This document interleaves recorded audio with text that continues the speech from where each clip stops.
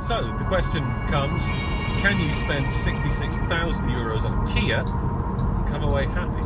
Well, this is the Stinger GT, and this is Kia's first ever stab at a serious, proper rear-wheel drive sport saloon, almost a coupe in fact. This is really a rival to the likes of the Audi A5 Sportback and the BMW 4 Series Grand Coupe. It is not your conventional Kia. It is expensive, it is fast, it has a 370 horsepower, 3.3 litre twin-turbo V6 engine, driving the rear wheels, 8-speed automatic gearbox in the middle.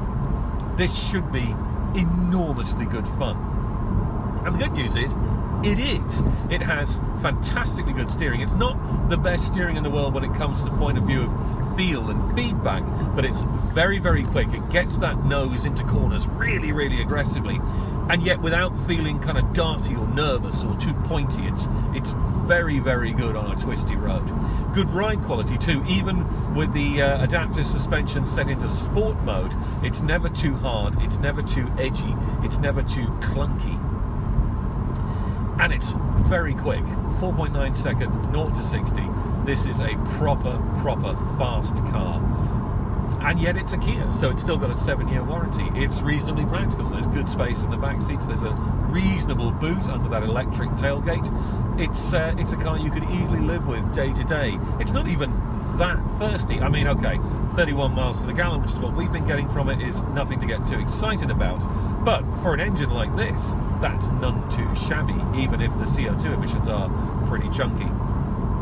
So, can you spend 66 grand on a Kia and come away completely happy? Well, not completely. This is a really, really good car. It's really, really good fun. It's really, really exciting to see Kia dabbling in this sector of the market and giving a bit of a shake-up of the BMW, Mercedes and Audi tree. But it isn't quite perfect. It's not quite fully realised. There are little things like when the suspension is in comfort mode, there's a little too much wobble at the top of the springs. You can feel the body just moving around more than it would in a BMW or Audi. Now that's only a small thing, but it just takes away from the sense of precision. There are other things too, like here on the interior, all the stuff down here on the center console, around these air vents and the gear shift and all that sort of stuff, that's really gorgeous, really expensive looking and feeling. But then when you get over here, there's cheap buttons and cheap column stalks and cheap looking main dials, and the steering wheel looks and feels a bit cheap. So it loses out in terms of perceived quality in that respect. The styling, I think it's really quite cool. Looks great in this red. You could argue it's a bit overcooked, it's a bit overdone. Maybe this time next year it won't look quite so good. It might look a bit too fussy and over the top. But the biggest problem of all is that price tag, 66,000 euro. Now, okay, you can argue that it's better value than an equivalent BMW or Audi, because you're not going to get the big 6-cylinder engine in either of those with all the same equipment for the same money. You are going to end up spending significantly more in those cases. And Kia will hit you with the fact that, of course, it does have that remarkable 7-year warranty. But the problem is that most of these cars are going to be bought by business user choosers. They're going to be bought on a 3-year PCP cycle. So that 7 years doesn't really stack up for those buyers, or at least certainly not to the same extent. Which does undermine the case for this car. It's very hard to come out objectively and say, yes, you should buy one of these.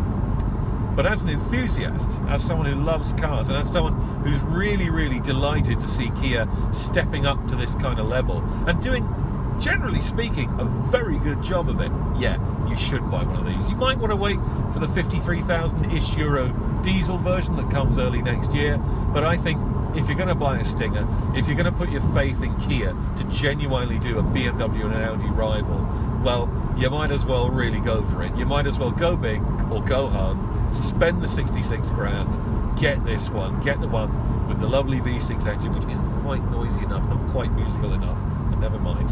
After all, if you're going to take on the Germans at their own game, you may as well go all out.